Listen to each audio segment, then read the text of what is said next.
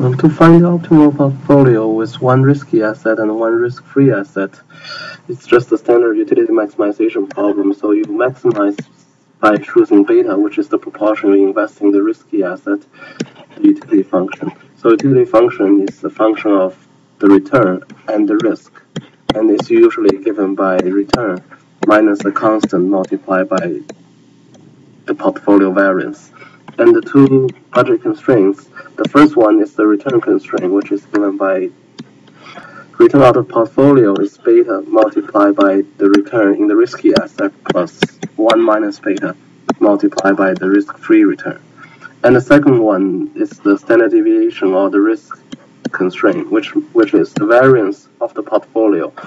It's because the risk-free asset is not risky, so this term only consists of the risky asset standard deviation, which is given by beta squared multiplied by sigma r squared. So to solve this optimization problem, you could either use Lagrange multiplier or you just substitute the constraint, because they are both equality constraints, so you substitute both of them back into the objective function. So what you get is beta multiplied by r bar plus 1 minus beta multiplied by rf minus c multiplied by beta squared sigma r squared.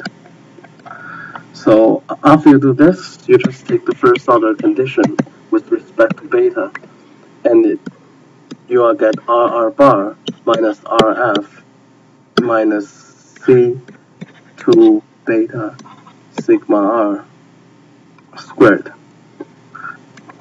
And that's done by just taking derivative with respect to beta and set it equal to 0.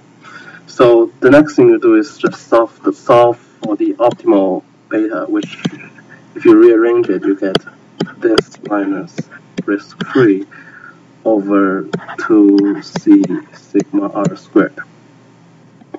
So another possible question is asking you, what's c? So it's basically computing c such that the investor invest 100% in risky asset. So the way to do this is just set beta star equals to 1, which is equal to this. And then you can solve for c. So the c you should get is basically